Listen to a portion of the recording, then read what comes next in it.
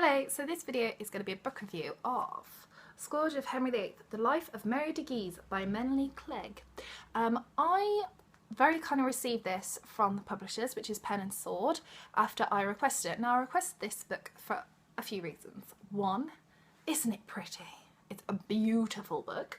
Two, it has this jolly little chap on the front, Henry VIII, who definitely isn't a jolly little chap. And also, three, on the back it says a unique look at the Tudors via one of their greatest enemies, and I thought, ooh, doesn't that sound good? So I requested a copy and they very kindly sent me it, and I really enjoyed it and I've got lots to say about it, so I thought I'd do a full review for you guys, because I thought, do you know what, quite a few of you would probably like to read this, because if you love the Tudors, you'll love this. Simple as that. So this book is a full biography of the life of Mary de Guise, or Marie de Guise, however you meant to pronounce it. I'm not good with French. And Marie was born into the Lorraine family. She spent her early life in a convent, and she learnt to become devoted to prayer. She learnt languages. She learnt to be basically a fine French noblewoman. From there, she then went to the care of her aunt and uncle at 14, and then from there she went to the court of the king, which is Francis I, and his court and the French court itself was a little bit of a scandalous court. It's very well known to be quite sexy, yet sophisticated sexy, but steeped in scandal, and yes, there were reports that there's actually prostitutes there to entertain the men, so that's the type of court it was. However, it was at this court that our heroine here, Marie, became really kind of loved and well known and well respected. From the court she then got married and she produced 2 sons. And at a similar sort of time, the King of Scotland married the French king's daughter. However, when they got back to Scotland, she died, and the King of Scotland went to the King of France and said, "Can I have another wife, please?" And he was like, "I don't want to give my other daughter away."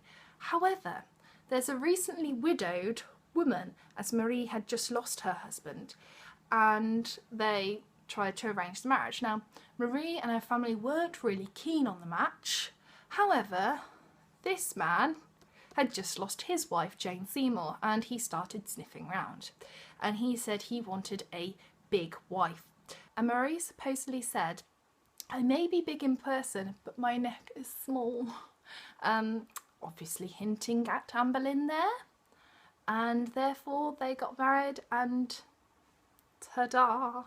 I'm not going to spoil the rest for you because I'll ruin the book, but I have to say, I didn't really know that much about Marie de Guise before I read this book, because all I effectively knew was the fact that she was married to the King of Scotland and that she's mother of Mary Queen of Scots. That is all I knew, and that she was French.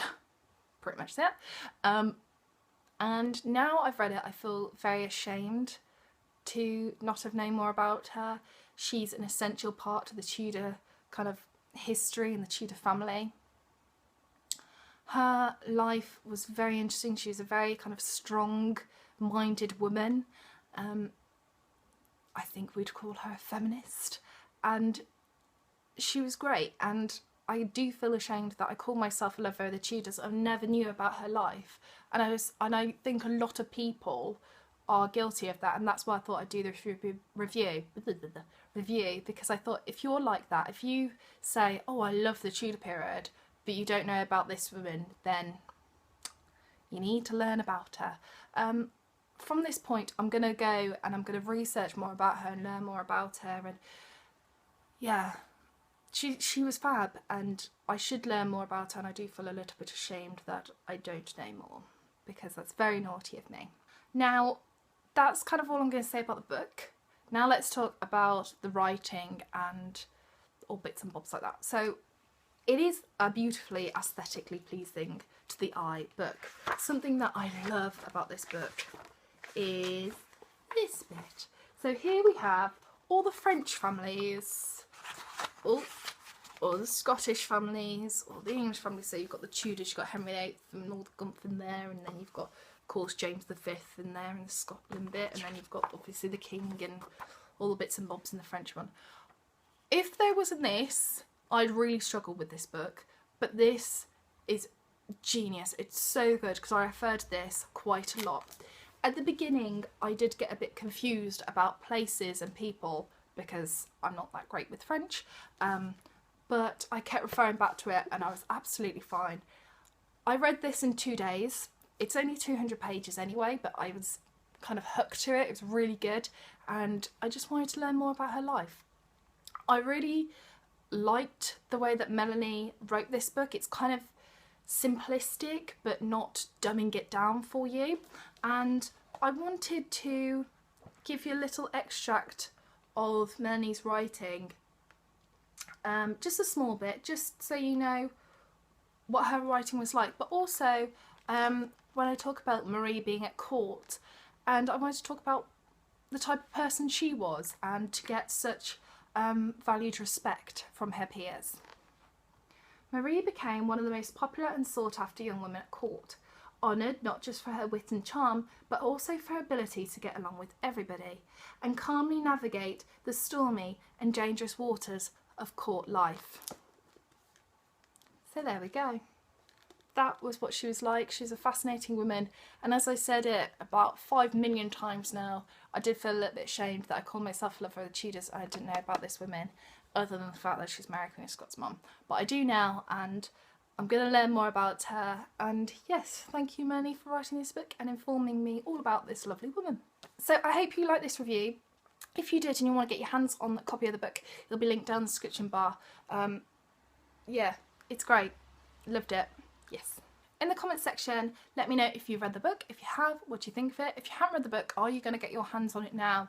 Are you like me and call yourself a lover of the Tudors but haven't actually read anything about Mary de Guise? A little bit naughty, slap hand. So yes, that's it for today's video. I hope you enjoyed it. Take care everybody, and I shall see you soon for the next one. Bye!